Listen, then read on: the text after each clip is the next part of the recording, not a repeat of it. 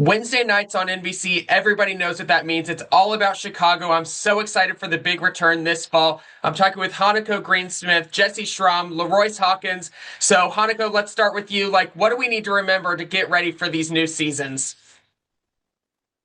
I mean, all of the same intensity from last season, seeing how we picked up from a couple of promotions, some interpersonal drama between some characters, and we'll also have some characters leaving the firehouse as well, which I'm sure a lot of people are aware of too, so we'll be navigating that as we come into our premiere. You don't want to miss that. What do you, Jesse, for Chicago Men? No one. Ooh, Chicago Med. We have a lot of reveals this season, so many reveals. But our main theme this season, I think, is the value of time and the feeling of running out of it. I love it. Leroyce, what about for Chicago PD? For Chicago PD, I think we're just going to send a soft reminder that it's the best way to end your Wednesday night naturally. For those of us who can stay up that late and handle that type of intensity before you hit the bed. That's what we're here for. We want you to wake up not sure what was going on the night before, a little startled about what's going to happen on your Thursday morning. You know what I'm saying? That's what Chicago PD is for, to kind of just shake stuff up. These shows are so special for audiences, all well past 10 seasons. Jesse, Leroyce, you are both from Chicago, grew up in Chicago. I want to know what it's like for both of you to be part of such a great show that audiences love and kind of telling your history in this city.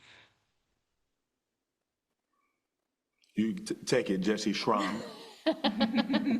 I grew up in Buffalo Grove, so a northwest suburb of Chicago, and it is a homecoming. It's insanely surreal to be looking at a billboard or driving past set and realizing that this every day when I was growing up was my dream, and to do my dream in my hometown, working with the people that I grew up with, and it's a different sense of pride for sure. Mm-hmm.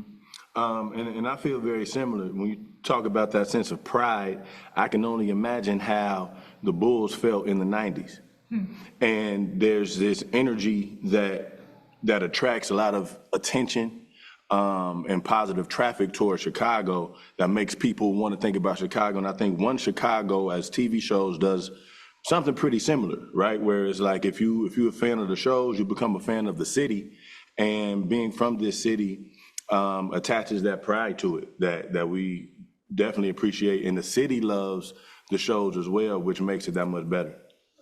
So special to be part of these shows. And Hanako, you've come in, you didn't start from the beginning, but you are a staple in this series now. What is that like to be joined in the One Chicago family? Because audiences literally set their schedules to watch these on Wednesday nights on NBC. Oh, I'm so grateful to hear that. I think all of us are. We put so much effort into it, and it feels so rewarding to know that people set time in their schedules and make time in their lives to absorb what we create every week. And it feels really surreal. I came onto this show never thinking that I would get to be a fixture in the way that I've gotten to be. And it's been such a gift and an honor to work with the amazing people like I'm with here and the cast on Chicago Fire. And I count my lucky stars every day, truly. So yeah, it's been really wonderful. Leroyce, you've been with it from the beginning. I mean, here we are all these seasons later, season 13 for PD, but you started with Chicago with Chicago Fire now in its 14th season. What is that like all these years later to just continue on this legacy as these great characters? You gotta understand, Trevor, I gotta be the luckiest cat in Cook County. For real. Yes. I just feel extremely blessed and fortunate. My family and my hometown, they're proud every day. Every Wednesday night we have a reason to gather together, and share, share a meal, share a room. You know what I mean? It's and the whole city does that. And like you said, to Hanako's point, for people to take the time out of their days or their evenings to acknowledge what we've created as artists and storytellers, it's the greatest dream come true. And I never expected to be able to do this in my backyard. So I'm just extremely grateful every day. So special, and also special is the 200th episode of Chicago Med this season. Jesse, what is that like? I mean, here we are 200 episodes later. That is such a great milestone to achieve. It is such a rare thing in general, but especially nowadays to be able to reach even 100 episode mark. It was really cool because when I was a recurring character, I came in during the 100th episode, and I remember like watching from afar them cutting a body cake, and it was just so cool. And it was pretty emotional. Everybody got together in the foyer of the Gaffney Hospital set, and seeing so many people that were there from the start, so many people that are coming just this season, and this space that is provided by the Wolf team and NBC to be here and work with each other for so long, and to continue to bring out quality work and just really become like a family. It was really emotional to now like step on and be part of the picture. We didn't have a body cake this year, but it was still pretty big. Special moments that fans, they just love the crossover episodes. Obviously, last season we had the 3-hour crossover that was so intense, so great. Hanako, can you preview? Are we going to get a crossover this season? Are there characters that are going to show up throughout the series? What can you tell us?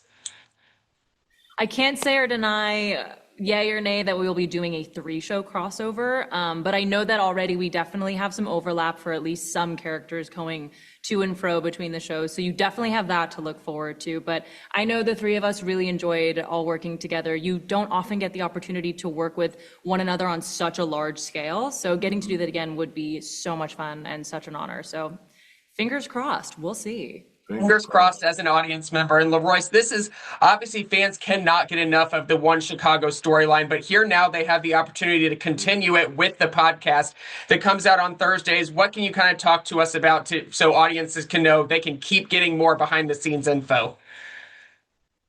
Yeah, that podcast is something special. If I could be transparent, I just checked out the first few episodes over the weekend. Just so I can get a feel for it, and I think it's extremely special. I think for shyhards who really enjoy the shows, you get a backdoor insight in how we make the sausage. If that's how Luch, For better or worse. that's how Luch likes to say it. And Brian Luch has been the heart and soul of Chicago PD specifically. Since we started, we truly wouldn't be able to do the show as authentically or genuine without him.